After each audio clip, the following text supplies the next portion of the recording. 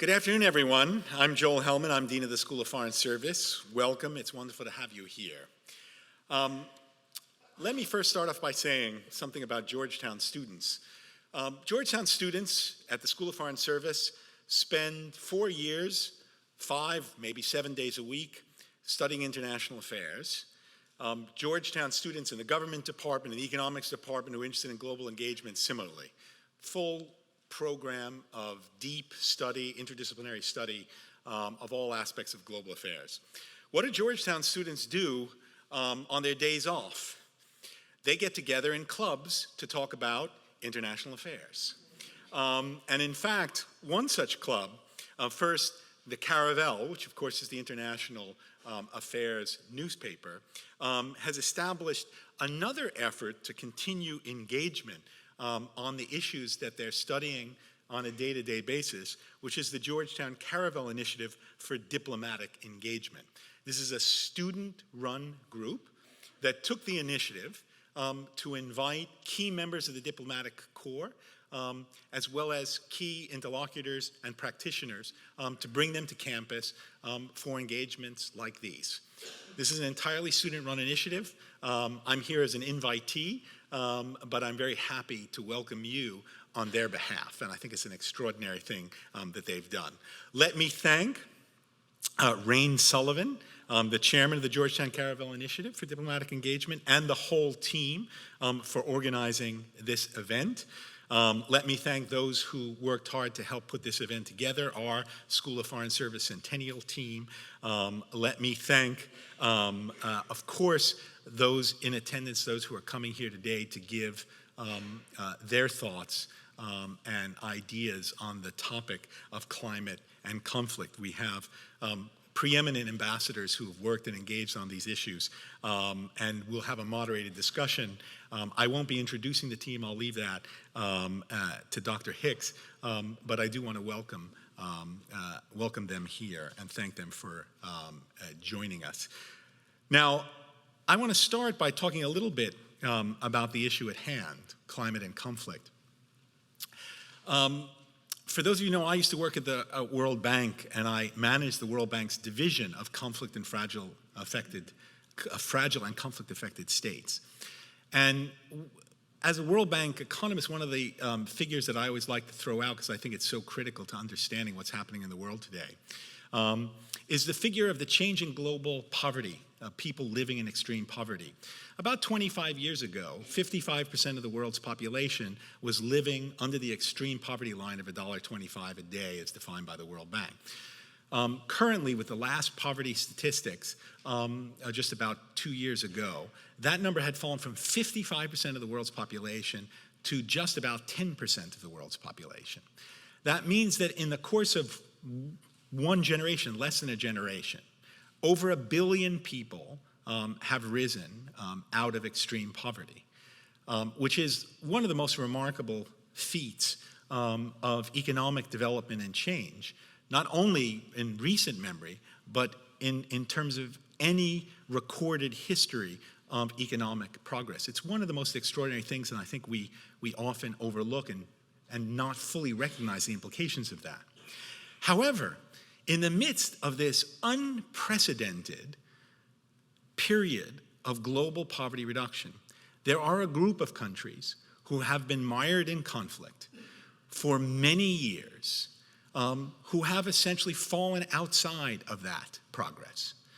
So there are a group of about 30 to 35 countries who for the last 10 to 15 years have been almost in a constant state of some form of conflict, whether it's internal conflict, whether it's interstate violence, civil war. For those countries, the poverty rate, the share of the population living in extreme poverty, has increased over the last 25 years. So while the rest of the world is seeing an unprecedented reduction in poverty, those countries in conflict have seen poverty increase. So much so that if we project out for the next 20, 25 years, the global poverty problem will not be poverty in high population countries like China, India, Turkey, Brazil, Indonesia, Pakistan. It will be poverty, the bulk of the poverty problem will be concentrated in conflict countries. conflict will be the dominant feature of what shapes global poverty and the dynamics of global poverty. And to the extent that we've thought about this problem, we often think about the problem in terms of politics. Why do they have such poor governance? Why do they have such weak politics? What is driving the conflict? But over the course of recent years, we've also realized that an increasingly important part of that story of conflict is linked to factors, not just political, but factors that are more deep-rooted, like climate and climate change, and how climate politics and climate dynamics interface with politics to create the background for long-term conflict. And I think the recognition of that is absolutely critical to understanding the dynamics of conflict.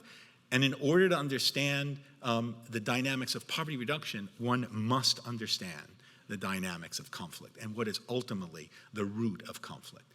And I think the topic today, the effort to try to understand how climate impacts conflict and vice versa, is really an essential foundation for understanding poverty reduction as we go forward. So I'm pleased to welcome this discussion.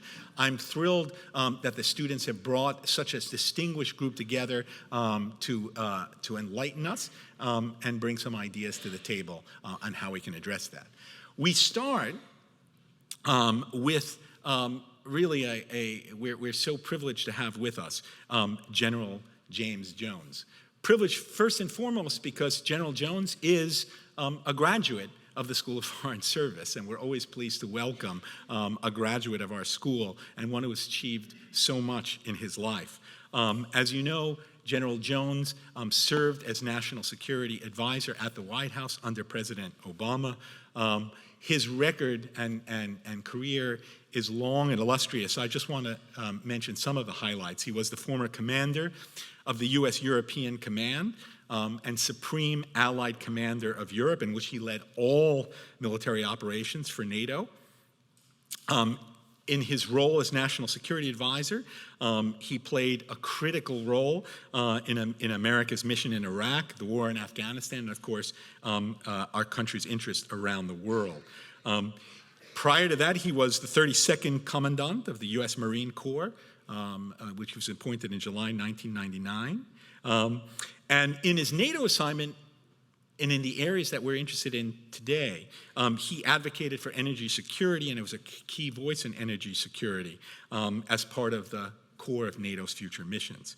When he retired, he became president and CEO of the U.S. Chamber of Commerce's Institute for 21st Century Energy, as well as the State Department's Special Envoy for Middle East Security. And since his retirement as National Security Advisor, he has continued to play a number of roles in the private sector. He's returned to the U.S. Chamber, where he has been integrally involved in issues of security, energy, and issues related to the topics here. So we couldn't be happier to have General Jones kick off this discussion, to be followed by a moderated panel with our distinguished ambassadorial guests. So let me invite General Jones to the podium and thank you for coming, and look forward to a really interesting and rich discussion.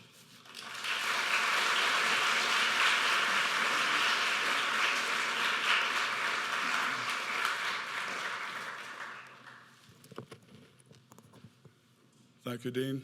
Appreciate the very kind introduction. Ladies and gentlemen, fellow Hoyas, it's great to be back here in a room we used to refer to as the master bedroom. But I'll guarantee you won't fall asleep today, because you have a great panel moderated by Dr. Kathleen Hicks of CSIS coming your way, and I will be brief. I wanted to tell you that of all the things I remember most in my life, some of them certainly have to do with my time here from 1962 to 1966 as a Hoya. And some of them were sad. I mean, some of them were historical. I was on campus for the Bay of Pigs, for example. I was here on campus when John F. Kennedy was assassinated. And I was a member of the 1963 Georgetown basketball team that defeated then undefeated Loyola Chicago, the defending national champions, in the opening rounds of the Quaker City Invitational in Philadelphia in 1963. Why did we play Loyola of Chicago? Because there were 8 teams in the tournament. Loyola of Chicago was seeded first, and we were seeded last. But it's the one time that we played in the Palestra where all of the schools in Philadelphia were rooting for Georgetown, and it was a great moment in time. I was disappointed that Dr. DeGioia didn't call me to interview for the Georgetown coaching job. It maybe had something to do with the fact that my scoring average was lower than my grade point average, but that's neither here nor there. But delighted to see that Patrick Ewing, somebody who's probably a little bit better known for his basketball skills than I was, got the job, and we will look forward to some great years. Dean, thank you very much for having me here. It's always great to be back on the Hill. We have, as I said, 3 distinguished ambassadors who are going to join me shortly. And I would just simply like to take a few minutes to talk about a few things that relate to the subject that I've been asked to talk about.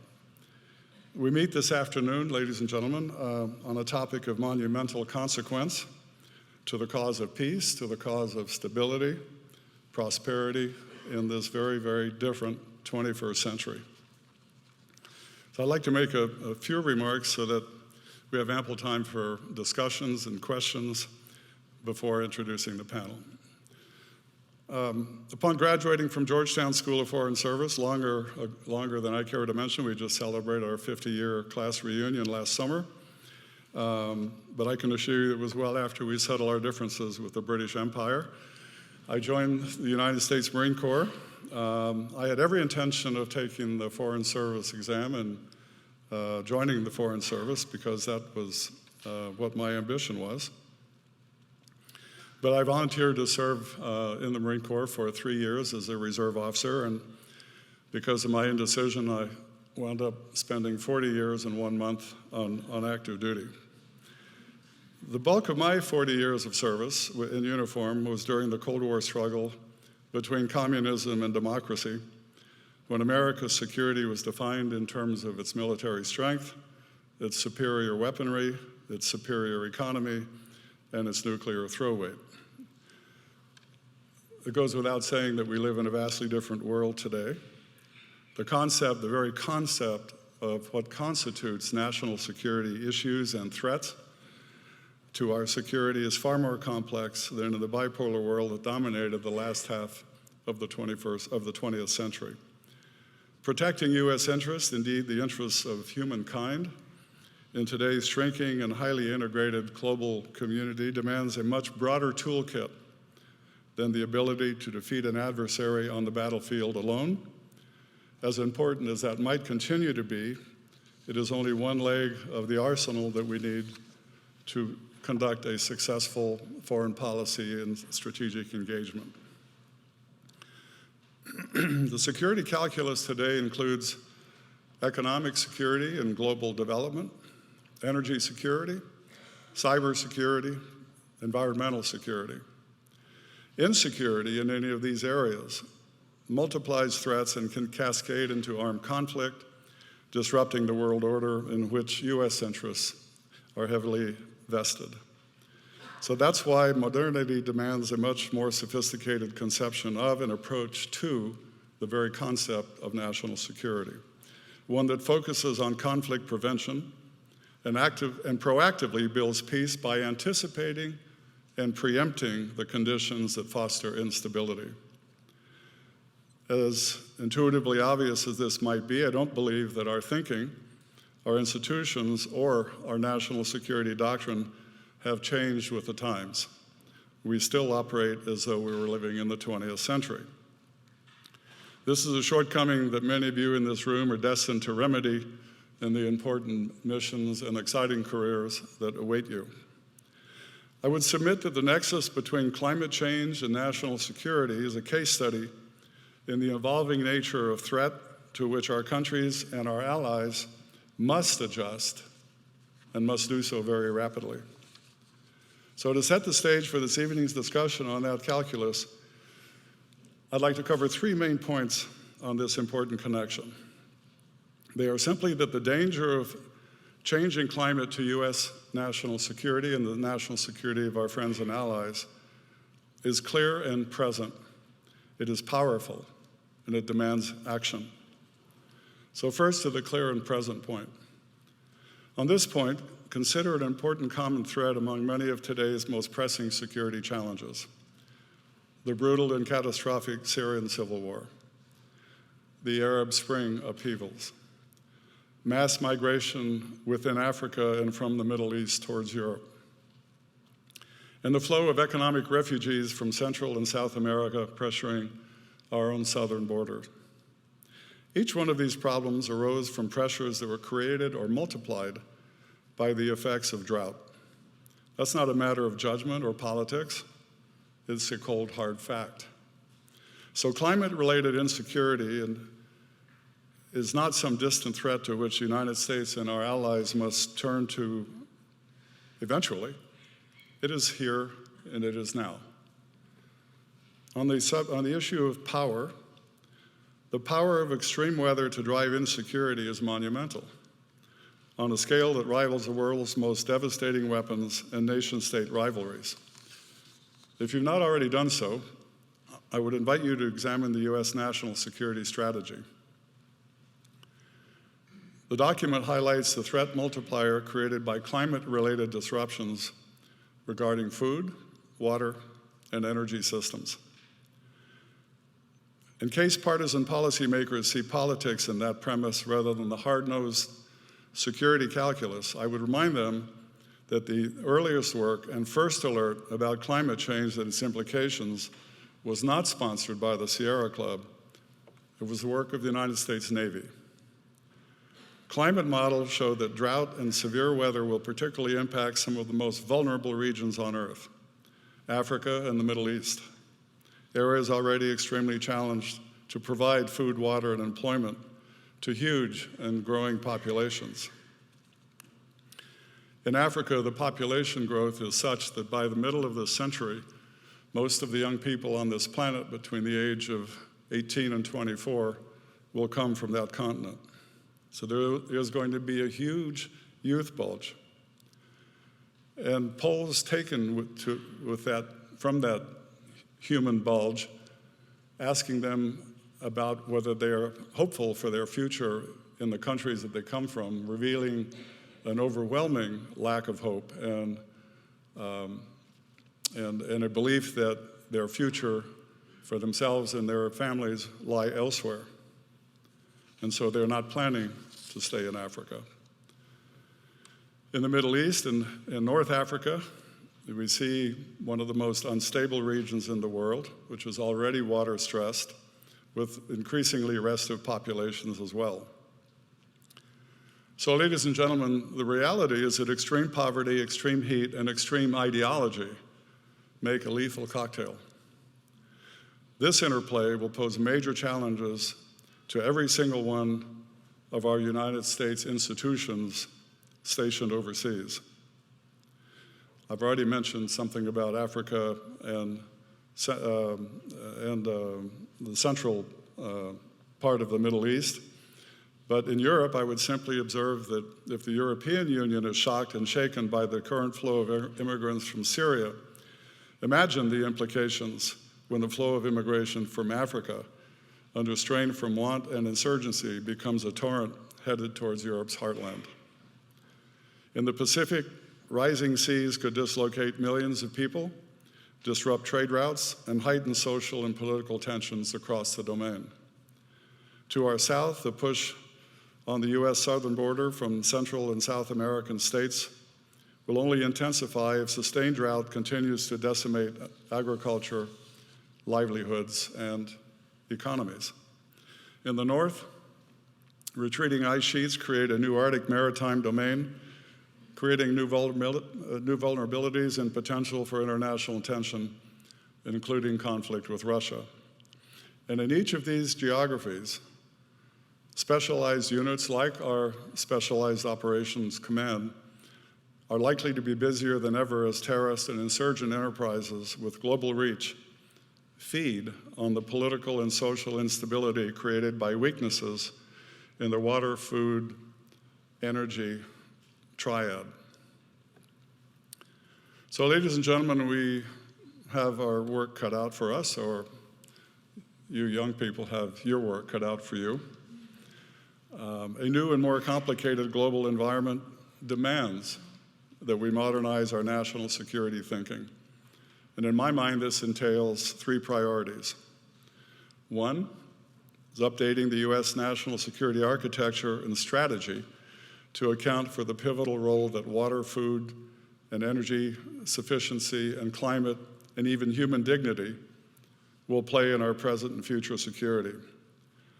The planned budget cuts at the State Department and to the USAID are not a step in the right direction. In fact, if this does happen, then America plays a diminished role globally as a result of it.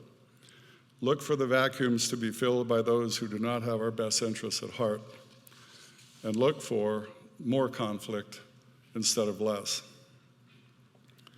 I have solicited the opinions of over a dozen retired military four-stars, many of whom are familiar names to you, and we are submitting testimony, hopefully to be given in front of the U.S. Congress, and I'll just quote a pertinent passage, if I may. America has always relied on our men and women in uniform when called upon.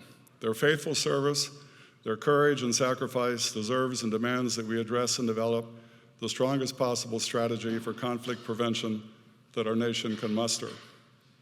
Cutting the international affairs budget unilaterally will have the effect of disarming our country's capability to stop new conflicts from forming, and will place our interests, values, and the lives of our men and women in uniform and those of our friends and allies at risk. Congress can and should make America safer with a robust strategic Phase Zero initiative that engages the U.S. government, non-governmental organizations, and the private sector to synergistically prevent conflict and promote security, development, and governance rooted in the rule of law. Such an initiative would fill a dangerous vacuum that military intervention alone simply can't fill. Proactive conflict prevention strategies are far less expensive in terms of resources and lives expended than the reactive use of our armed forces. Secondly, we need to harness American technology and innovative greatness to solve the root causes of climate change, build resilience into life-critical systems, and meet basic human needs. Our private sector will have an enormous role to play in this imperative. And three, as always, we need U.S. leadership at its best to marshal the international institutions, partnerships, and initiatives necessary to defeat the 21st century multiple threats that we face. So for those of you who are soon to be Foreign Service practitioners, monumental challenges await you. The fate of our world will be shaped by the vision, by the passion, and the commitment you bring to this new fight. I have every confidence in you and every faith that the fundamental wisdom and goodness of the United States and its people will once again rise to the occasion when our future is most challenged and the world's needs the United States the most. Thank you for the contribution you will make to that cause. Believe me, it is a cause for the ages. Thank you.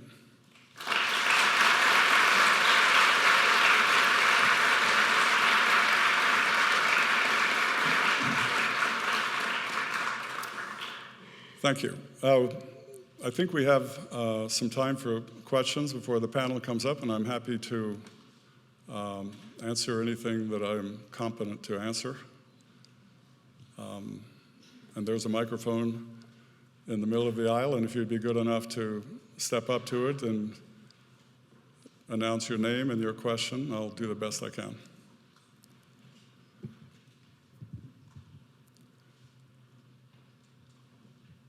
Hi. So I'm wondering, my name is Tyler Micheletti. I'm a junior here in the college, government and history major. And you mentioned with climate change, the Arctic and taking a new importance. So I wonder if you think that the current U.S. Levels, especially icebreakers and things like that, are sufficient? And do you think that, what can we be doing to, be at a closer level to the Russians, who seem to be focusing on that region much more than we are at the moment? Yeah.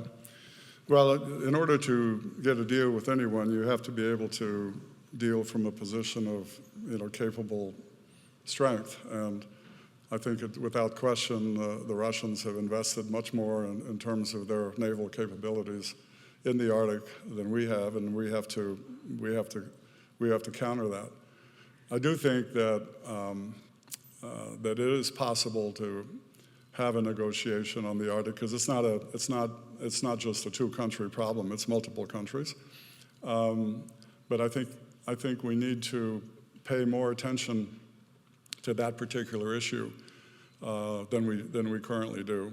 As a matter of fact, I might just add that one of the things that I noticed as a national security advisor is the pace of events around the world and the ways in which communication accelerates the events argues for a National Security Council that's on duty 24 hours a day.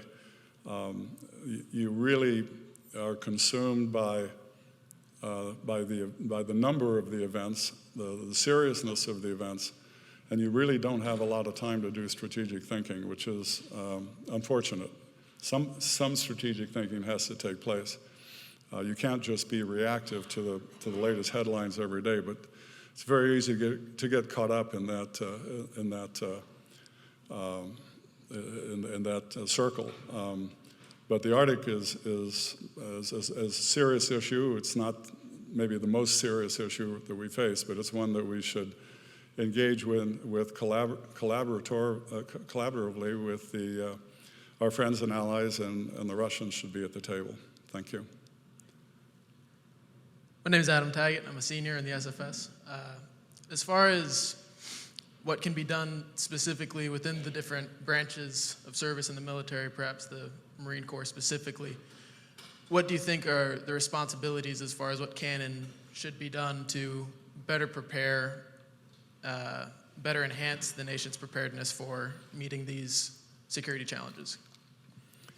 I think the days when you solve at least I hope the days when you solve the most pressing problems of our time through military force alone are over. At least I hope so. For some reason, we forgot the lessons of World War II, where we defeated two enemies, but very quickly we extended the hand of friendship and reconstruction. And today, Germany and Japan are not only two of our most trusted and loyal allies, but also two of the greatest economies in the world. We seem to have forgotten that. We certainly have forgotten it in Afghanistan.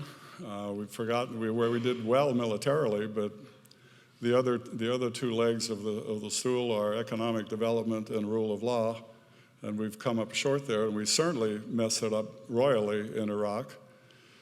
And I have no idea what we were trying to achieve in Libya by carpet bombing the country and then leaving without doing anything. So we need to get back on track to say, if you want to change the behavior in a country, you might have to use military force, but you better have the other 2/3 of the plan ready to go, because if you don't, you're just going to make more enemies than you had when you started. It's a pretty simple formula, but it's going to take a more integrated approach, whole of government approach, including agencies like the Department of Commerce, the Department of Energy. The only way you defeat terrorism in the long term is to give people who have no hope that the lives for themselves and their children is going to be better. And you don't do that through military force alone. So I think the military equation is still a very strong one. It's going to be different than it was in the 20th century. It's going to be a more deployable military. I think a more proactive military that can help countries develop their own security institutions and teach them how militaries function in democracy, support and defend their constitutions, for example. and preemptively address issues that left unaddressed would cause another Iraq or another Afghanistan somewhere down the road. You can't imagine the consequences of a failed state the size of Nigeria, for example. Left unattended, some of these countries could fail. And the consequences and the expense that we will have to, all of us will have to bear to fix that is incredible. So these are serious issues. Well, first of all, thank you so much for coming to speak here. It's quite an honor to hear your wisdom. My name is Jason Gustorf. I graduated from the SFS last May. I'm here doing a graduate program. So I have two questions for you. The first one is, we seem to be seeing a rise in populism across the world. Whether it's a developing country or a developed country like America, it seems like we're all susceptible to populism. So it seems like it may not be caused by a lack of material resources, but a deeper dissatisfaction with the global order. So I'd be interested in what you think the root cause of that may be. And then following off of that, a lot of people in my year, I think SFS 2016, I think we feel some sort of dissatisfaction with the potential for our futures and the real potential to make an impact in the global order and the national order. So I guess this is just advice for young scholars like ourselves. Let me take the second one first. I mean, the clear advice is follow your dreams and don't be dissuaded from it. Don't be discouraged. If you're discouraged at your age, by the time you're my age, you're going to be really in bad shape. I mean, so take that as a little bit of psychiatric advice. Just be positive. No, people can do amazing things. I mean, individual person can do amazing things, and I'm not going to stand here and give you a lot of examples, but the power of the individual is incredible, for good and for bad. I mean, in 2003, I started really working closely with my Russian counterparts in the military, for example. The NATO-Russia Council was working very well. We had many people-to-people exchanges, private sector investments in Russia. It looked like Russia was interested in being part of the Euro-Atlantic arc, or within the Euro-Atlantic arc, which is something we all hope for. In the White House in 2009 and 2010, as a national security advisor, I was able to work closely with my Russian counterparts on the START Treaty that was signed in 2010. A tremendous achievement. The Russians voluntarily canceled the sale of the S-300 rockets to Iran. We exchanged critical bits of information to show them that we weren't making stuff up about the Iranian nuclear program. Our two presidents were talking to one another once every 10 days, and that relationship was the same going down the chain of command, so to speak, at all levels. What changed? One man. Vladimir Putin has a different view of the world and a different view for his country, but one man made a change, and we all know what's happened since then. But on the other hand, one man or one woman can make a positive change as well. So, I would say if you're discouraged now, find out why you're discouraged and do whatever you can to change what it is that makes you feel that way. I would say populism is an example of that kind of discouragement. And I would offer that the institutions that we set up to deal with the world in the 20th century are not responding adequately to the problems that we face in the 21st century. They're not. If I were a member of the United States Congress, and I had a 9% approval rating, which I think is one of the lowest in history. I would think really hard about whether I'm doing my job right. And what does the Congress do with that? They reelect the same leaders who brought them to that 9% approval rating. Now, institutions have to change, and I think one of the things that I would tell you that I'm absolutely sure about is that one of the most important things that you need to develop a skill for is understanding the environment that you're in. That's very important, whether you're an individual, whether you're a business, or whether you're a country. Because when the environment changes and everything changes, and you don't see that change coming, or you don't make a change, you get left behind. You can see that in history. You can see that with countries that were great many years ago, and for some reason they're not. Generally, it's because they didn't change. And that includes us, by the way. There's nothing that's preordained that we're destined to be, as influential in the 21st century as we were in the 20th century. The only way you stay relevant is to change and adjust to the environment that you're in. In business, everybody remember Kodak? And many other companies like that who saw change, saw the environment change and didn't change with it, became non-profitable and went out of business. And it's the same thing with people. You know your environment, know when it changes, and know what you have to do to stay relevant. And I think that populism is an expression towards authority that has essentially still rooted in the 20th century when the 21st century is radically different. And that's my personal view.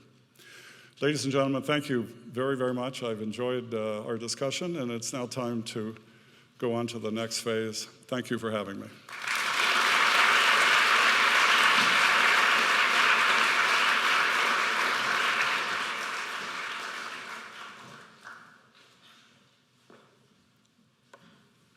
Good evening, everyone. My name is Rain Sullivan, and I am the chairman of the Georgetown Initiative for Diplomatic Engagement. It's my distinct pleasure this evening to welcome our wonderful ambassadors that will be serving on our panel. First, I'd like to introduce Ambassador Hart. Prior to his appointment as ambassador to the United States and as permanent representative to the Organization of American States, Ambassador Hart served as the director of the United Nations Security Secretary General Ban Ki-moon's Climate Change Support Team. In this role, he played an instrumental capacity in historic adoption and entry of the Paris Climate Agreement. At meetings of the UN Framework Convention on Climate Change, Ambassador Hart served as the chief climate change negotiator for Barbados, as well as the coordinator and lead negotiator on finance for the Alliance of Small Island Nations, a coalition of 43 low-lying coastal areas. It's our distinct pleasure to welcome His Excellency Selwin Hart, Ambassador Barbados.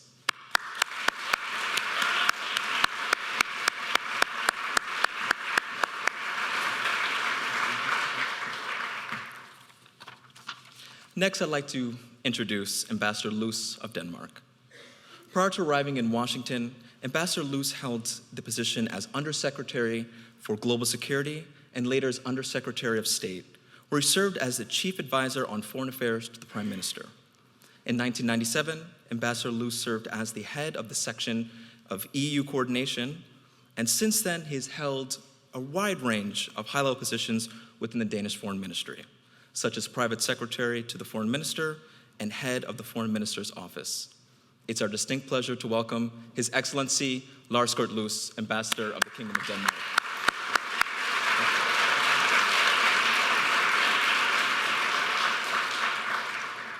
Next, I'd like to introduce Ambassador Wittig. Before his tenure in Washington, Ambassador Wittig was the German ambassador to the United Nations in New York and represented Germany as the president of the United Nations Security Council.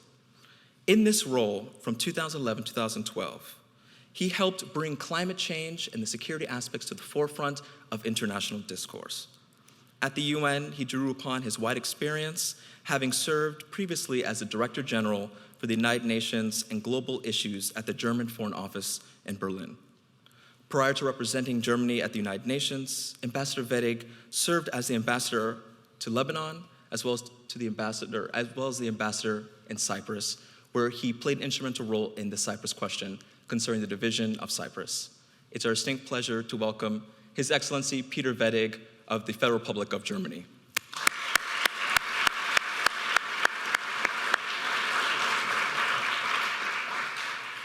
And finally, I'd like to introduce our moderator this evening, Dr. Kathleen Hicks. Dr. Hicks is the Senior Vice President and the Director of the International Studies Security Program at the Center for Strategic and International Studies. Dr. Hicks was appointed as the Principal Deputy Undersecretary for Policy at the Department of Defense. She was primarily responsible for the development and oversight of global and regional defense policy, strategy, and operations. Since then, she's also served as the Deputy Undersecretary of Defense for Strategy, Plans, and Forces, leading the development of the 2012 Defense Strategic Guidance, as well as the 2010 Defense Review. Dr. Hicks is an expert in international and national security, counterterrorism, and defense strategy. Please welcome to the stage Dr. Kathleen Hicks.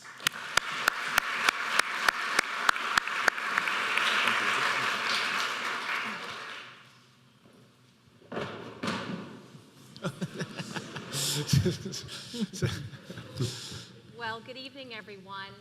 Thank you so much for coming, and I want to echo Dean Hellman's very kind words about the quality of the students here. I think the metric of 4 years, spending 5 to 7 days a week, certainly as a parent who's looking towards paying tuition, is far better than you spending 5 to 7 years working only 4 days a week. So please keep on that 4-year track for your parents' sake.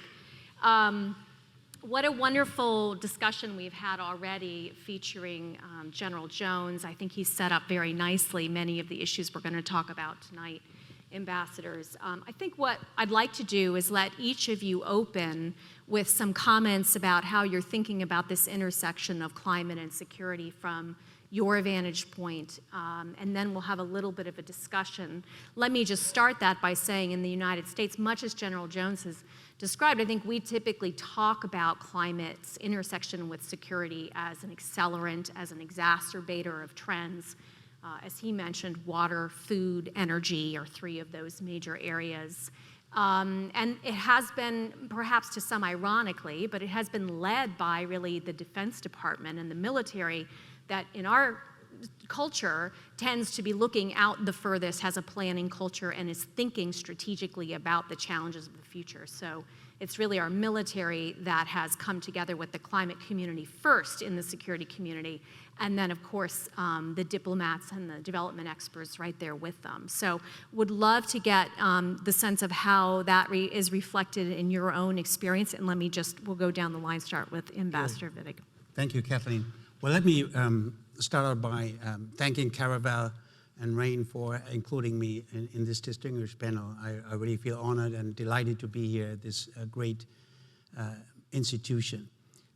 Yes, I want to start out by sharing a little bit my experience with this very pertinent issue, climate and conflict. And Rain alluded to that I had the honor to represent my country in the Security Council when I was ambassador to the United Nations. And I was president of the Security Council in 2011, holding the rotating presidency in the Security Council. And a lot of things were happening. The Arab Spring, Syria was starting to be the main topic. But as a president of the Security Council, you have a certain leeway to introduce topics into the council. So I decided that I want to introduce this topic of climate security, climate change, and its repercussion on international peace and security to that body. And it's not self-evident that it can be introduced on the agenda of that Security Council because, as the charter says, the Security Council only deals with international peace and security. So you would have somehow to make the case that this falls under this heading. And we organized a debate about that issue, and we invited not only the members of the Security Council to participate, but the whole membership. And the echo was really tremendous. I think on top of the 15 members of the Security Council, we had 60 countries that participated in a debate that went over a whole day. And our ambition was, at the end of that debate, to have a so-called presidential statement of the Security Council, which is not a UN Security Council resolution that would be sort of the highest level of a binding international law, but below that, sort of a statement which also had to be negotiated by the 15 members that would somehow say something about the relevance of climate change in issues of international peace and security. And this was a harder fought battle that I had anticipated. I thought, it's sort of common knowledge, but there were some members of the Security Council, and it's an open secret, Russia opposed this. But in the end, it worked. Why? Because Africa, a very powerful bloc of 54 countries, and an organization called SIDS, the Small Island Developing States, that are mostly affected by the rising sea level, they supported this. And because of the strong support of the African countries that are affected by drought and desertification, and the SIDS organization, the Security Council came around. And we managed to, in the end, endorse a declaration that I had the honor to read in the Security Council, saying basically that climate change is a potential threat to international peace and security. And with that document, it was part of the agenda of the Security Council. So we were happy that we managed to do that. But it is only, of course, on paper. I mean, it says nothing about the action. And since 2011, we have made, of course, as was mentioned, a lot of progress. And the most spectacular success was the Paris Climate Conference and the agreement. And I want to highlight two aspects of that. First of all, it was almost a universal agreement. 175 countries subscribed to it. And it led to a fact that is notable, that developing countries after Paris are now inspired and called upon to develop their own strategies to deal with climate change, adaptation. And secondly, there is a big mobilization of funds, especially coming from the industrial countries, the developed countries, to finance measures of adaptation and mitigation, 100 billion a year by the year 2020. And that is a powerful tool if it's used well, that financing commitment. So I think we have made some progress. As far as my own country is concerned, we are the biggest, time being the biggest financer of those funds, biggest contributor of the funding of measures against climate change.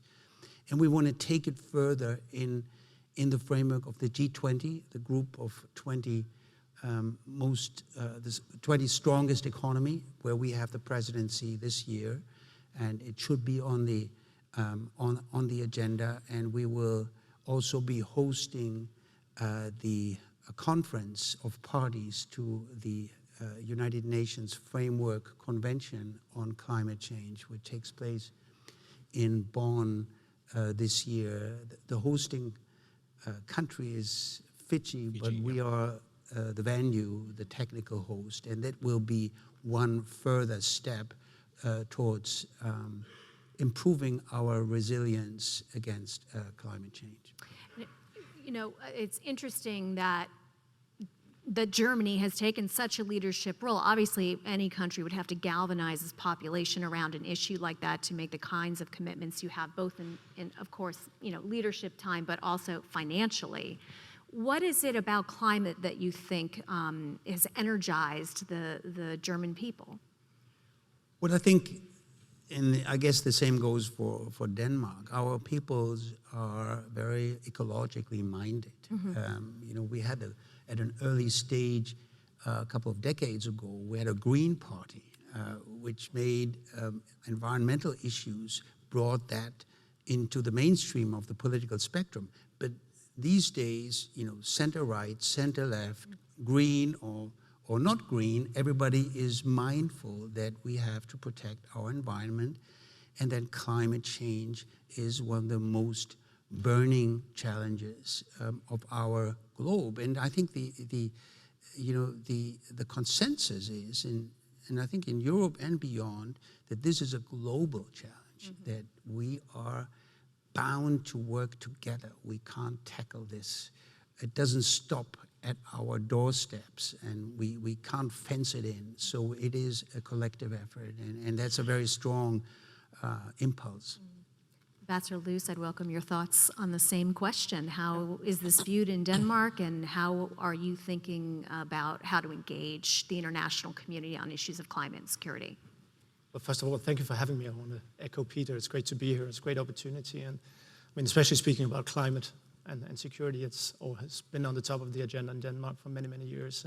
So it's one of our favorite subjects, and which brings me to the history. I think one of the reasons why we are where we are and the way we think about climate is because it dates back to the 70s, actually. In 73, we had the major oil crisis. And it actually spurred a security concern in Denmark, because back then 99% of our energy consumption was covered by imported fossil fuels. And it led to a major economic recession. We had rising unemployment. We even had car-free Sundays. And trust me, this was when this became a security issue back home in Denmark. That got people very concerned. So back then we started discussing that we need to change our energy mix. We have to approach this in a different way, basically from a security perspective, because it could wreck our economy, the consequence of being that dependent on fossil fuels. This was when we started the green transition, as we called it back then. I think we've been pretty successful. Today, 42%, or in 2015, 42% of our electricity was produced by wind alone. We've had an 80% increase in our GDP during the last couple of decades without increasing our energy consumption. Actually, since the 90s, it has fallen by 9%, and we reduced our carbon emissions by 36% since the 90s as well. So we've come a long way, and this is really part of our DNA when thinking about climate and also about security, because back then it was a security issue. In Denmark these days, of course, we're touched by climate changes as well, rising sea levels, we had cloud bursts.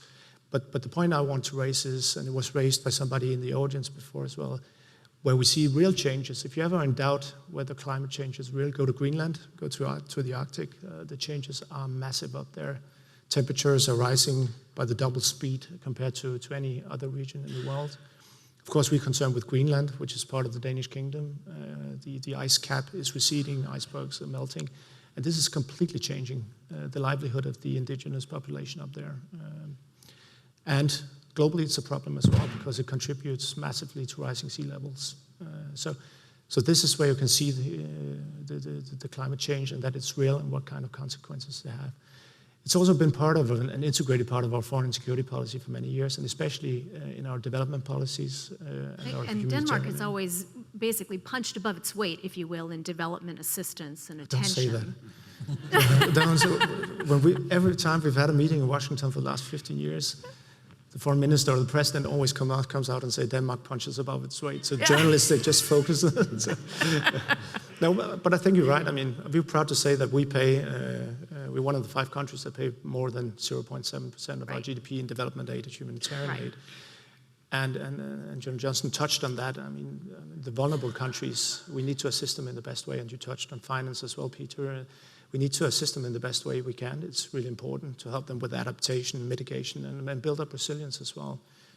Help them with water and food security, but also energy security in those vulnerable regions. Because, of course, we've seen the impact of climate change there as well, because it gives rise to migration and flows, which has been a major issue. I guess we come back to that in Europe for the last couple of years, which is an issue we need to deal with. And then, of course, there's the global scene.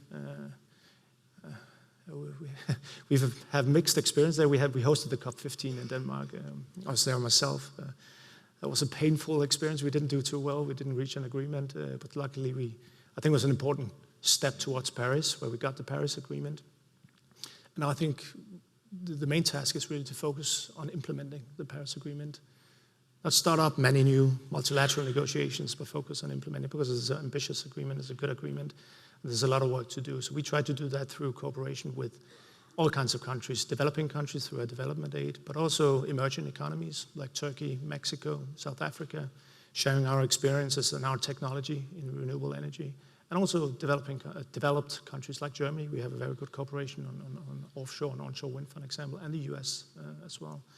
So the focus should be on implementation now so that we can get as close as possible to this, because when we look at Greenland, the only solution to what is happening in Greenland is having a global agreement on this and then stop the rise in temperatures, because you cannot adapt, you cannot mitigate what's going on up there. We will come back on migration and several of the other issues that have come up here, including Paris way ahead. I do want to get to Ambassador Hart. Speaking of rising sea levels, you know, the security of your nation is very tangibly at risk from climate effects, and love to get your input to this conversation. Thank you so much for this invitation, and let me also thank Rain, who I understand has Barbadian roots, you are a true Bajan, as we would say, and it's really good to be back at Georgetown University. I was here in 1995 on an Organization of American States fellowship. It was a program that was coordinated by the School of the Foreign Service and the School of Business. And I must say that my time here left an indelible mark on me. It sort of changed my perspective on a number of issues, from multilateralism to free trade.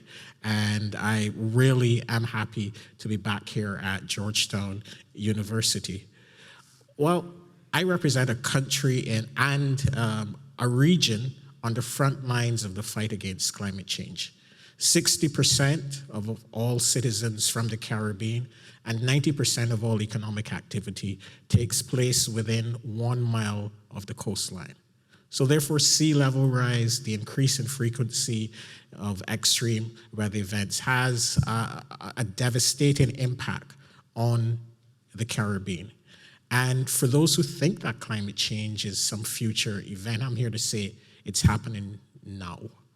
And it will and is getting worse. 19 of the major cities in the Caribbean are extremely vulnerable to sea level rise. And for us to protect those cities, it will require building over 300 kilometers of seawalls and levees, costing over $4.5 billion, with an annual estimated maintenance costs of over $150 million.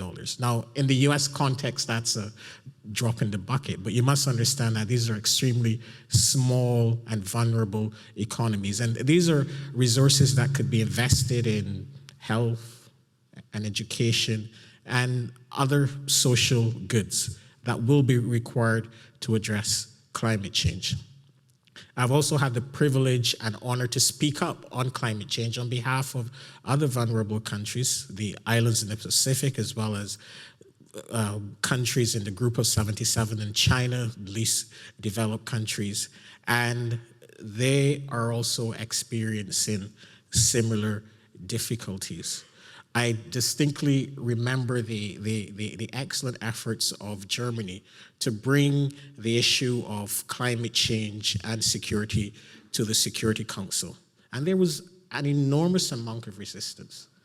But I'm so happy, and from the perspective of the islands, we were extremely happy that Germany and other countries in the Security Council persevered, because it brought this issue to the highest decision-making body of the United Nations, and it casts a spotlight on what would happen if we did not undertake a comprehensive global response to climate change.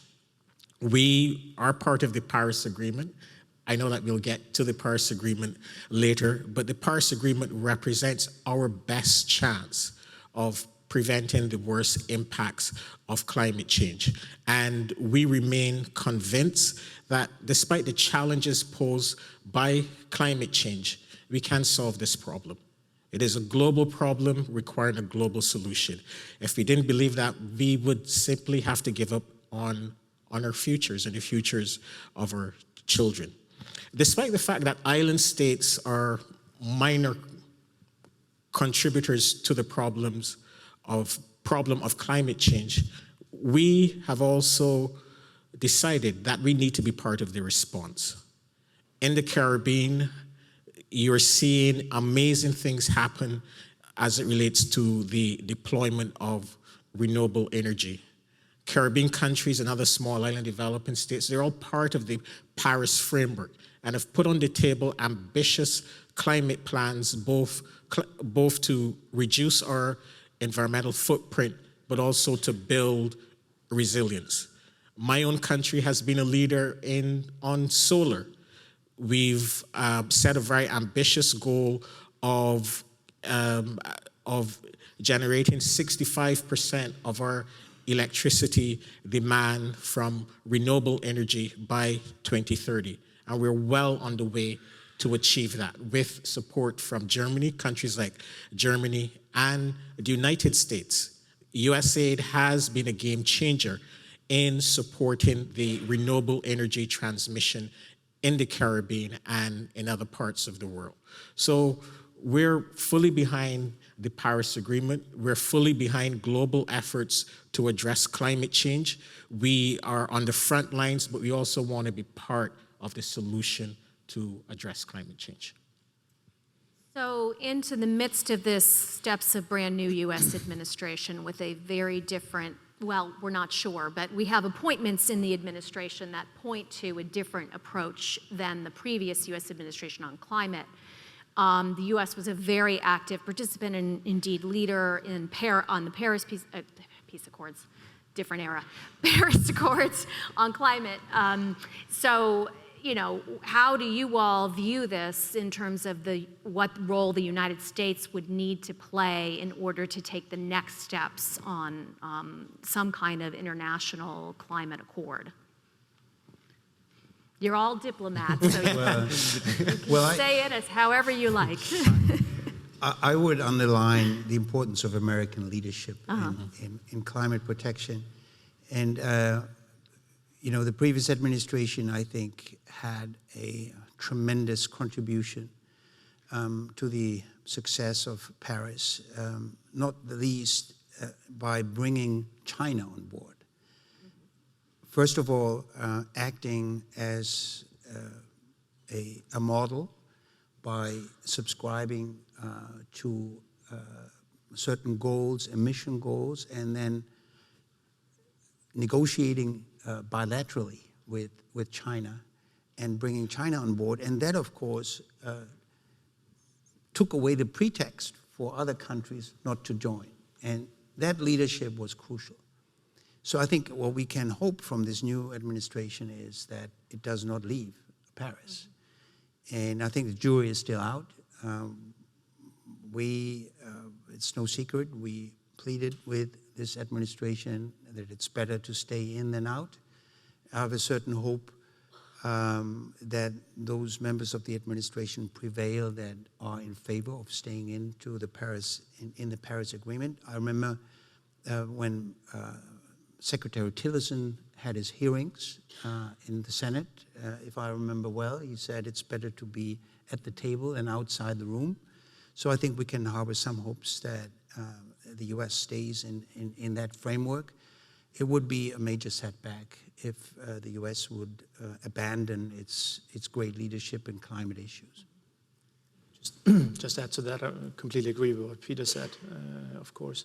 But again, which brings me back to the point, my first comment is that we should really have a strong focus on implementation, what we do in every single country to live up to the things we've agreed to in Paris. And I mean, a lot can be done in the US, out in the States. A lot of the green transition in the US takes place in the States. At Massachusetts, diving into offshore wind, California thinking about the same. And the good thing these days is actually that the technology, green technology, has developed to a point now that it's actually competitive and it's good business. You know what the biggest wind-producing state in the US is by far? It's Texas. And I think that transition I don't think I will offend anybody by saying it's not out of concern for the climate, but because it's good business. Right. It makes sense in Texas to own onshore wind. The same thing is true in Iowa, where they produce 36% of their electricity through wind alone. And we see a lot of these things happening around the country. So, I mean, there's a lot of work to be done, and we have to bring the private sector into these deliberations as well. I mean, a lot of the investments that we need could be taken care of by the private sector because it's become good business. It's competitive these days. So one thing is the global scene, the multilateral negotiations. But the other thing is national implementation. I think that's extremely important. We've spent decades negotiating the agreement, the Paris Agreement. Let's stick to that and then focus on implementation. And we can do a lot in the US with or without the administration. I definitely agree with the comments of my two colleagues. As an insider working with the UN Secretary General in the lead up to Paris, I can say without doubt that we would not have had the Paris Agreement without the leadership of the United States.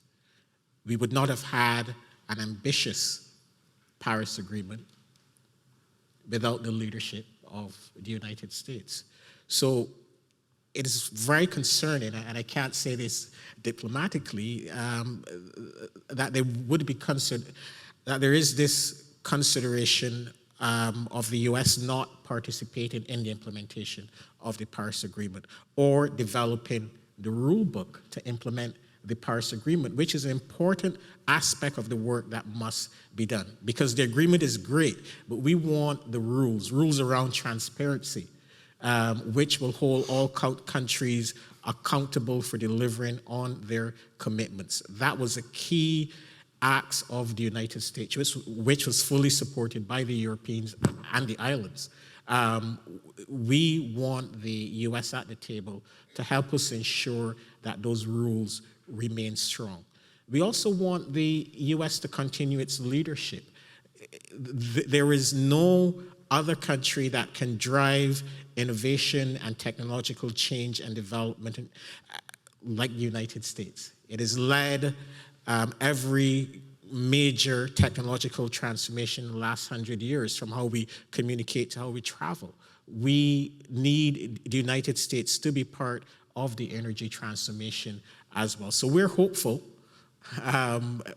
We hope that the new administration will weigh the costs and the benefits of its leadership and participation in this universal global move towards addressing climate change, and that at the end of the day, it will join the other members of the international community in working to implement the Paris Agreement and generally to addressing climate change. As an American, I want you to stick with that view that we can be an international leader, continue to be an international leader here. But there is another major innovator moving very quickly, and that's China. Obviously developing its renewable energy sector very quickly. I have a question now to all of you about the degree to which you think China can be a constructive player, not necessarily replacing the United States, but become, have you seen a shift in its approach on climate issues, and do you see it becoming a constructive player on climate issues in a way that assists in the international efforts? I believe China perceives itself now as a leader Yes. In climate protection. And this is driven by domestic considerations. Everybody of us knows how bad the pollution is in all the major cities. And the citizens of China are not willing to accept this anymore. So the pressure on the leadership to embark on the road of energy efficiency, on green technology, on renewable energy, on solar and wind and e-mobility, etc., is very, very strong. And we see already that China is very assertive in wanting to assume a leadership role. And if the US thinks of giving up its position, then China will step into the room and will act as a leading protagonist in the climate policy. Just echo that. I mean, Denmark is the world's biggest, shouldn't think that, but Denmark is the world's biggest producer of wind, renewable within the wind sector, and China is by far the biggest market. It's just going upwards. So their investments in renewable energy and energy-efficient wastewater management systems, for example, are massive these days. Whether they will adopt a global, constructive, multilateral role remains to be seen, because of course they're still very focused on national interest in this, and it's a complex game. I fully agree. Again, it's a total disadvantage speaking last, but You'll be first. We're going to start with you next. Absolutely. but the China we saw in Copenhagen was not the China we saw in the lead up to Paris. Yes. It was not the same China, but it was not the same China. And China played an extremely constructive role in brokering the Paris Agreement. They worked very closely with other developing countries to give them some assurances that the agreement was compatible with the development aspirations of developing countries. And that's the beauty of the Paris Agreement. The framework that the US and China negotiated among themselves, as Peter said earlier, became the blueprint for the Paris Agreement, where you would have a very ambitious top-line goal, but a bottom-up approach that would take into account different national circumstances with legally binding rules around transparency, etc. So that was the blueprint that the Americans and the Chinese worked on, and it became the blueprint for the Paris Agreement. China is also working closely with other developing countries, not only in providing them with the assurance about their participation in the Paris framework, but through the lens of South-South cooperation. They are supporting resilience building and clean energy development in many developing countries. So China is and has stepped up. They have assumed much greater global leadership, but we also need the US and others to continue to play their part. I'm going to start with you, Ambassador Hart. One of the issues that we can foresee, and again, can be on our doorstep at any time, is this intersection that of urbanization, which is happening rapidly across the globe, but most prominently in Africa and in Asia, obviously to some extent South America as well, happening on waterways, on littorals, which are very much subject to aggravations from climate in terms of major weather events that affect these urban areas, and you can foresee a cascade of climatic effects on human populations. That's something I think that we worry about as the United States, because we know oftentimes we are one of the major deliverers of assistance in those kinds of disasters, both from a private perspective and a government perspective.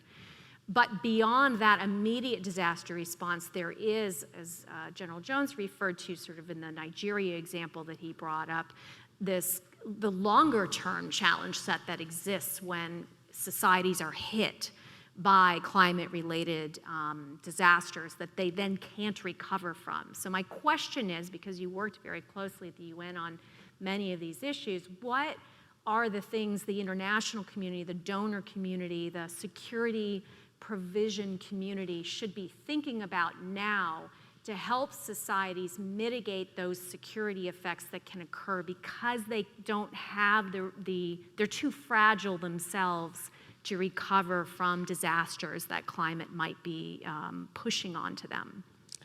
Thanks. One of the key features of the Paris Agreement is a focus on adaptation. Right? There is a recognition that all countries are vulnerable to climate-related events and face various risks, be it sea level rise, the increase in frequency of extreme weather events. But there was also this recognition that when a drought hits or a natural disaster hits, if countries are better prepared to withstand the impacts of these climatic events, it will minimize the need for humanitarian assistance. So, as part of the Paris framework, there was an understanding that we would have almost a laser-like focus on building resilience in countries and communities. And I believe that this approach to resilience building is the way to go, where countries focus on have a clear understanding on what the potential impacts are based on where they are. For example, island state, we know that it's sea level rise, we know that it's a hurricane, but if we put the necessary resilience measures in place, we could minimize damage and loss of life. I'll give you one example. Last year, Hurricane Matthew. Hurricane Matthew struck both Haiti and the Bahamas, two Caribbean islands. The loss of life in Haiti, which is a much poorer country, a country that has not, it doesn't have a lot of tools to adapt to climate change. The loss of life and the financial losses were extremely high compared to the Bahamas. Yes, in the Bahamas, there was lots of losses from the impact of this storm, but I don't believe, and the ambassador of the Bahamas is here, and he could tell me, but I don't believe there was one loss of life. No one died. There was damage, but there was no, not one loss of life. So if there's this focus on resilience, both at the local, national, and international level, it's my considered view that we can prevent many of these impacts associated from climate change. But the reality is that resilience is not sexy. You know, everyone loves to see those windmills and solar panels, but resilience is not sexy. So when one looks globally at at climate finance, approximately 75 to 80% is directed towards mitigation, reducing emissions, solar panels and windmills, etc. And less than 20% is focused on adaptation and resilience building. So we really need to change that equation. And I must say that under the Obama administration, we got lots of support both from the US and the Europeans, Germany and Denmark, who were members of the Green Climate Fund, insisted that the resources from the Green Climate Fund should be split down the middle, 50% for mitigation activities and 50% for resilience activities. So we're really hoping that there will be that focus now on resilience so that we can prevent many of the really catastrophic impacts associated with climate change moving forward. Ambassador Luce, you raised migration earlier, so I wanted to pull that thread and let you talk a little bit about how you see the connection and how you think maybe at least the Danes, but maybe Europeans more broadly, are thinking through the possible connections between climate change and then how it leads to migration crises. Well, when you look at the figures, when disaster hits, when you have a climate change-induced event catastrophe, I think it's between 80 and 90% of the people who are on the move, displaced people, they are internally displaced people within the country or within the region. The problem is if we don't mitigate that effect or handle that effect, it will be a threat multiplier, as General Jones said, and which will create new flows in the region and destabilize the region. So the reason why I'm saying that is that we use an enormous amount of resources within our humanitarian aid to be there when disaster hits, when the catastrophe hits, because we need to be able to relieve those people in the region, because that's the only way to stabilize both the country and the region as such, to avoid new massive flows to Europe, which is a big challenge in Europe. It's been so for many years. We can talk about that as well if you want to. So, but very much agree with the first thing you said about resilience to avoid the massive movement of people. We could do a lot on that. That's why it's been a priority to us within the Green Climate Fund, but also in terms of our bilateral development aid. But humanitarian aid is just as important as soon as disaster hits, that we are there and we are there quick to stop destabilization spreading to the entire region or the entire continent for that matter. I'm going to ask one more question. We're going to go to audience questions, and I want to let you know that Ambassador Wittig has to leave a little early, so we're actually going to stop around 6:50, so just to get you ready for that. Final question for all of you, it's the same question, which is, what is the one next step that you think would be most meaningful internationally, individually, if there's a particular nation to highlight, to improving our chances to change the pathway on climate for the better?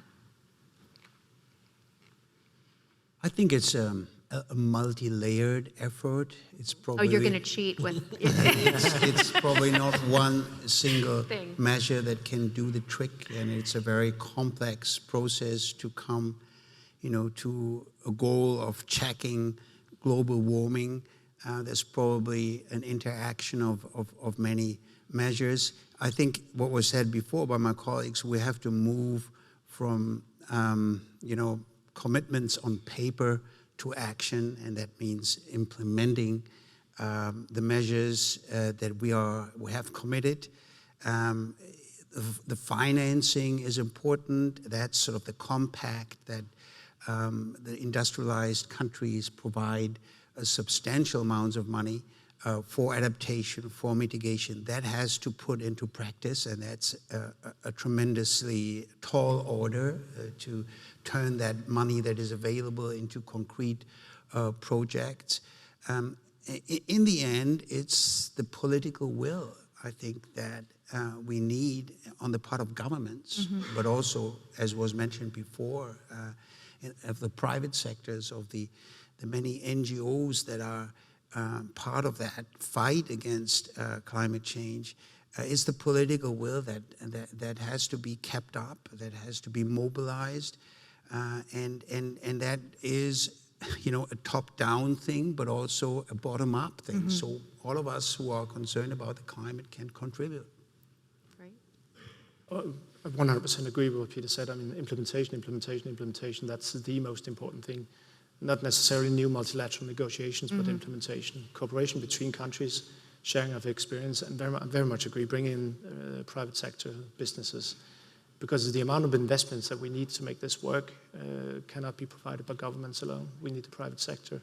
And this is actually also where the technology-driven innovation is going to happen. I mean, we've seen that in Denmark. The only thing I said when creating this wind industry that we have in Denmark was creating the political framework conditions. Everything else was taken care of by the private sector itself. So bring them in and have them on board in the implementation, and then focus on that sharing of experience. I think that's a way forward.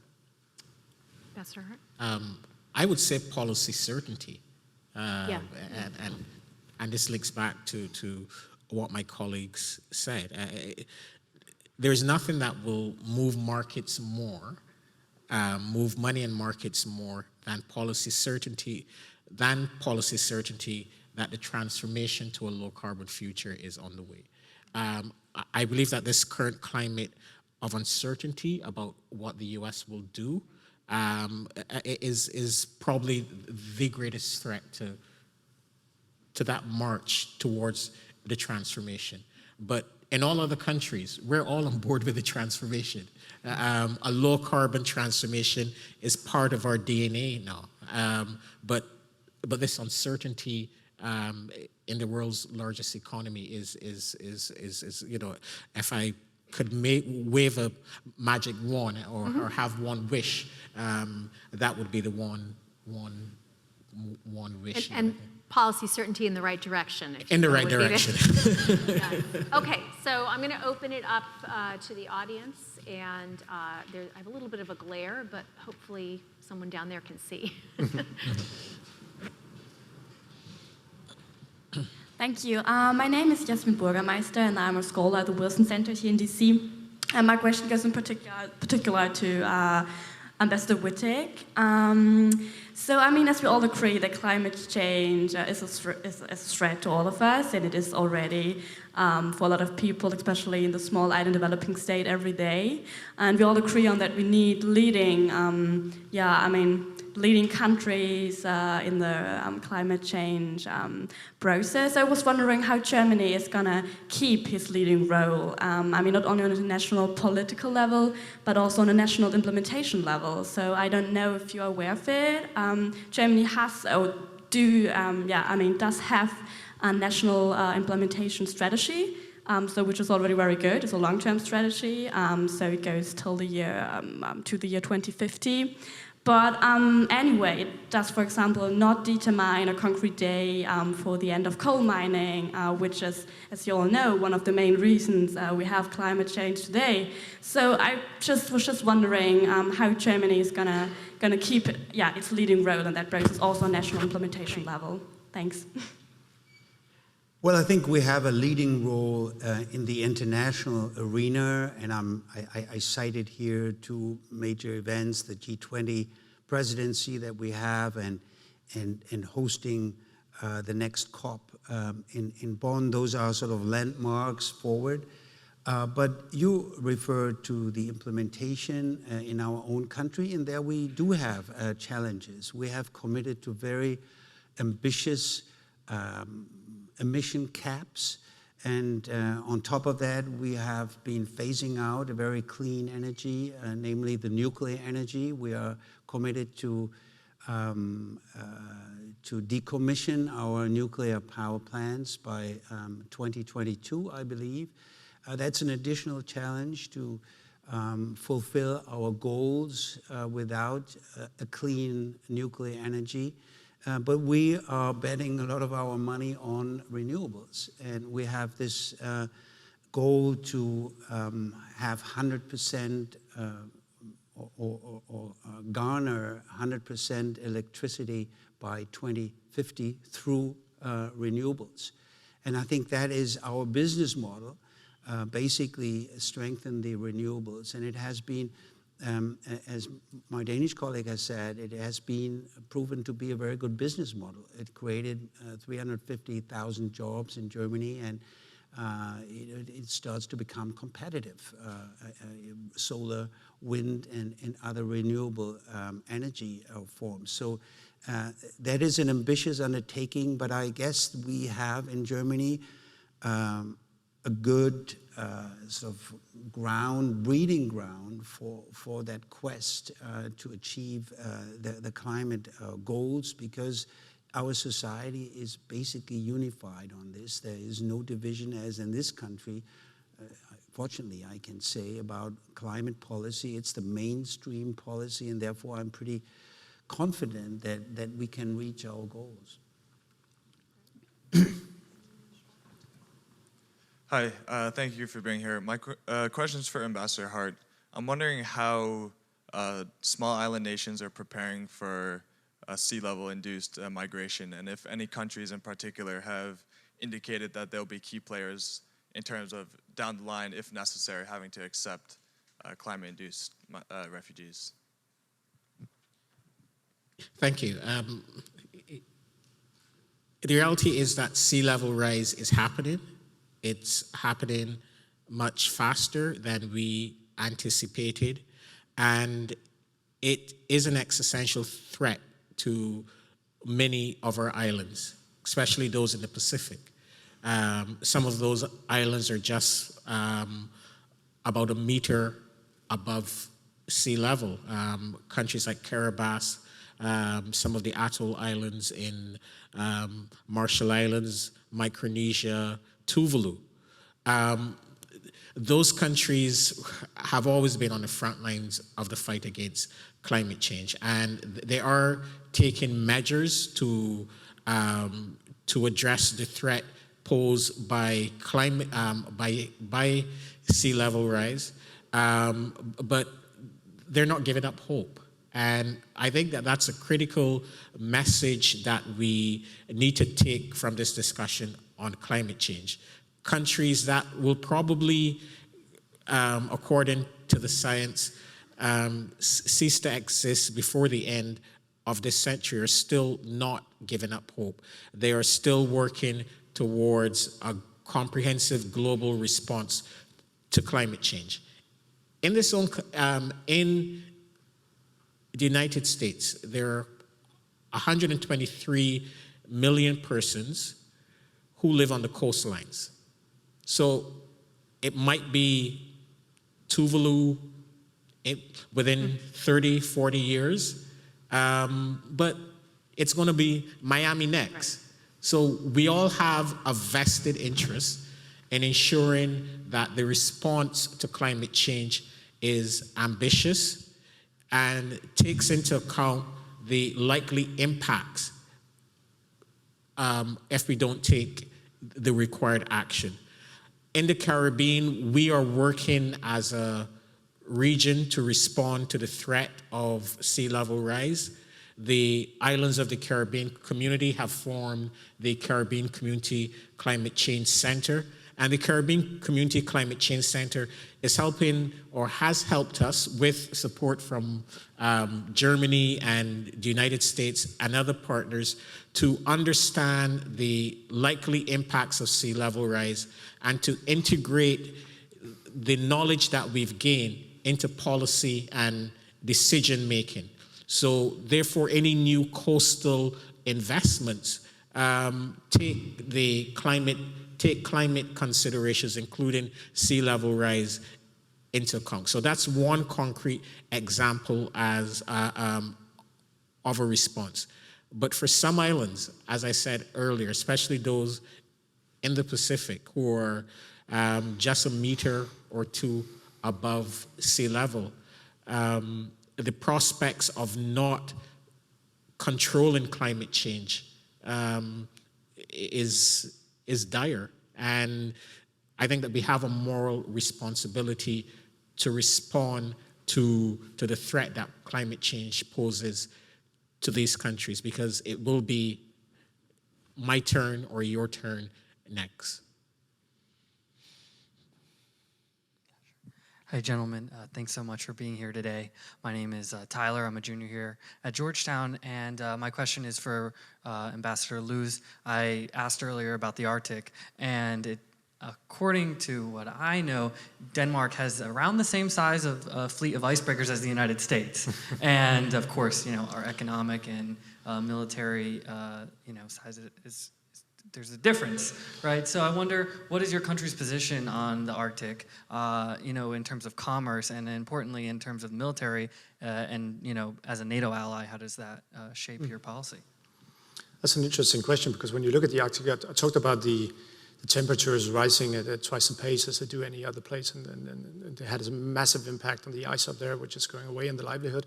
But it also opens up for opportunities. I mean, you have easier access to resources now in the Arctic and the Greenland, and new sail routes will open as we speak. So we see a rapidly growing interest from great powers, not only Russia, but also China, for an example, going up there, which we need to deal with. We deal with that in different kind of ways. One important forum for that is the Arctic Council, where the US has a presidency these days, handing it over to Finland next month, I think, together with Russia. And I would say the Arctic is actually perhaps the only place on the globe where we have a constructive cooperation going on with the Russians these days, because the Russians have such a big economic interest in what's going on in the Arctic.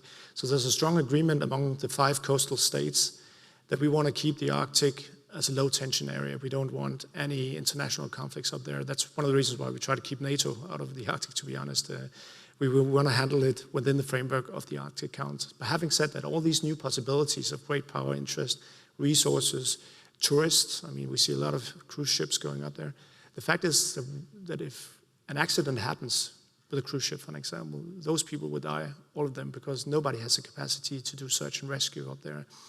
If we have an oil spill incident, we will have a major impact on the environment up there, because we don't have the adequate systems in place to handle that. So it also creates a lot of different kinds of risks, security again, risks that we need to deal with. So we we just finished a big analysis of the Danish defense, which we will try to reorient. For the last 20 years, we've been deployed to Afghanistan, Iraq, Libya, Syria now back.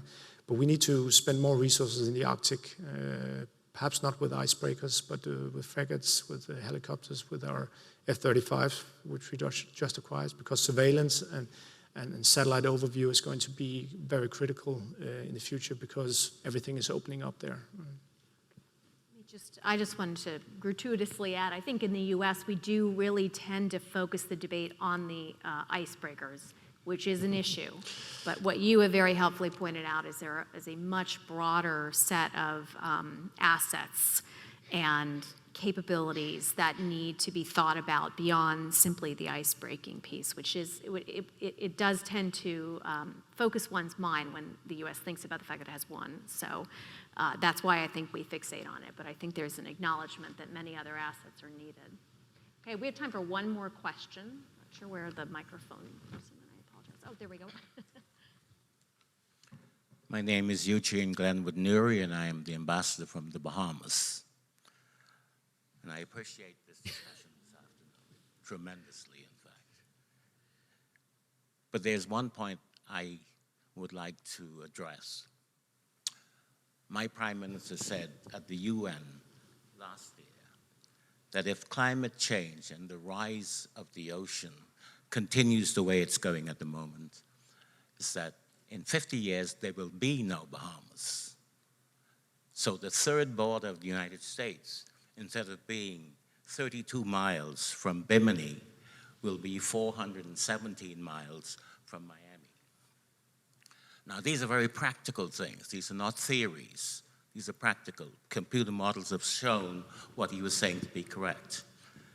The second point I'd like to raise, and I think it's something that General Jones mentioned, he talked about the droughts in Africa. And yes, that is absolutely true. But the solution seems to me to be here in the United States. And at a commercial level, for example, I'm an avid gardener, and we don't have a problem of taking the dry, gritty soil in the back of my house here in Spring Valley and turning it into a garden. In other words, the sand in Africa can be a growing medium because it's not the medium itself that's important. What is important is what you put in there, the ingredients to make things grow. In other words, you can actually turn the Sahara Desert into a growing medium for food, because that's what I'm really getting at.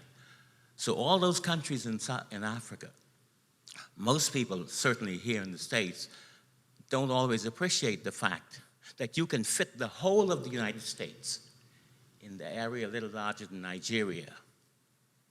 So with American absolute genius for capacity building in terms of creativity and innovation, the commercial interest should make people want to fix climate change difficulties in the west of Africa.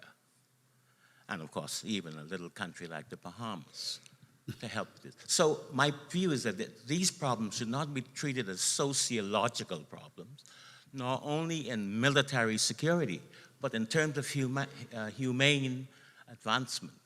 And the United States should be the leaders of that. Thank you. That's a great closing comment, and I think what makes best sense is to just let each of you reflect on that or anything else that's come up tonight, and we're going to start with Ambassador Hart and move this way to close out the evening. No, I fully agree with everything that my colleague has said, and you see how important this is for the Caribbean. I had the ambassador of St. Lucia, the ambassador of Grenada, and the ambassador of the Bahamas who was here. So for our region, a comprehensive global response to climate change is a foreign policy and national security priority. We also recognize that that our region must also be part of the solution. And we are moving swiftly to integrate renewable energy into the energy mix. And we see it as an economic opportunity. the cost of electricity in the Caribbean is 3 times that of the United States. It averages around 30 cents per kilowatt hour, or higher, as my colleague from Grenada said. And we are moving to integrate renewable energy in our energy mix to improve competitiveness, save foreign exchange, and also make a contribution to climate change. So in closing, I really want to thank all of you for this invitation. We're really happy that we've had a discussion like this on climate change because it is sorely needed. We really look forward to Germany's leadership. I forgot to mention the outstanding leadership role that Chancellor Merkel played, not only in Paris, but in Copenhagen as well, and even before then. And we certainly look forward to Germany ensuring that the G20, biggest countries and the biggest economies of the world, have ambitious outcomes on climate change at the upcoming G20 Leaders Summit. So, as I said at the beginning, it's on the top of the Danish agenda, and it will remain there. Climate change, the fight against climate change and security issues as well. We started our journey towards a green economy out of necessity. I think you will see that in other places as well. We discussed the US a lot. I'm not sure that you can stop the green transition in the US actually, because it's driven by other partners and other factors than just the administration in Washington. But of course, we need US leadership on a global level. Just one addition, because one actor that we didn't speak about is the EU and all of this. We talked a lot about Germany, Denmark, and US, China. But I think the EU is a major player in all of this as well. I mean, when you look at the climate mitigation and the policies adopted in the EU on carbon tax systems, it's very, very advanced. It's painstaking to negotiate that. I've been in that for many years, but it works very well. I think we've done a lot of progress, and it could be a model for other regions as well on how to cooperate on these things. There's a growing discussion in the US on carbon tax system. Could be interesting. We would be happy to share thoughts on that, although I think the word tax would prevent it ever from we might call it something else. reality. But we will definitely stay committed on this, both develop. Very good. Well, my last thought also is on the American role in the fight against global warming. And I just wish that the US would not abandon that coalition that we have formed. And I'm heartened by the fact that this is so high on the priority list of the students here. Otherwise, they wouldn't have selected the topic. Select this topic. Right. And I think everybody, all of us are called upon to do our little part in keeping up the awareness and not fall into the trap of this, of this antagonism that some people construct between economy and environment-friendly policy. Those are not opposites. They are compatible. And I think it's not about pro-business or pro-climate protection. The two can go together, and I think that's important to realize. Well, thank you all very much for joining us today to give your thoughts. Thank you for your service, and thank you for helping in your ways and during your service here get the United States into the right space, mentally, if you will, on these issues. Please, everyone, join me in thanking our panel.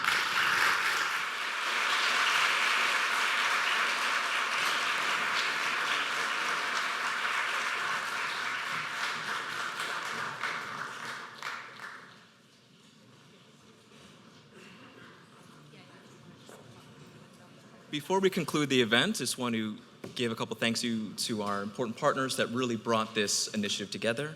I'd like to thank Dean Hellman, the SFS Centennial, as well as the SFS Dean's Office, our wonderful ambassadors, the embassies that have really provided instrumental support. And I'd really like to thank my wonderful team, Bryce, Frank, Maxie, Louisa, and Francesca. I would also really like to thank General Jones and the ambassadors for reminding us that we are in the midst of a consequential undertaking.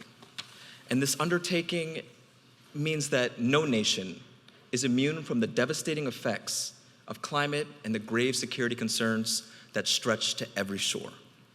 Thus, we must reflect and ask ourselves whether we want to be positive drivers in this consequential undertaking or merely observers on the sidelines.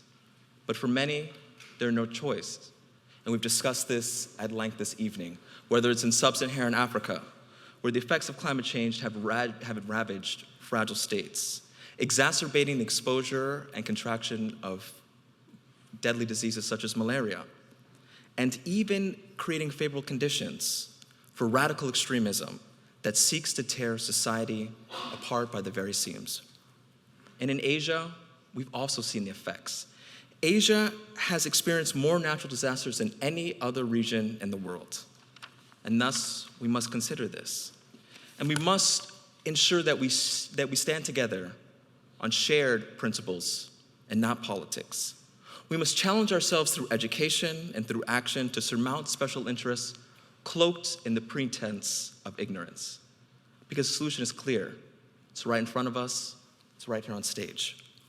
And we can continue to work through remarkable efforts such as the Paris Climate Agreement and ensure that alliances are predicated on trust, not trepidation. Cooperation, not coercion, and integrity, not indifference.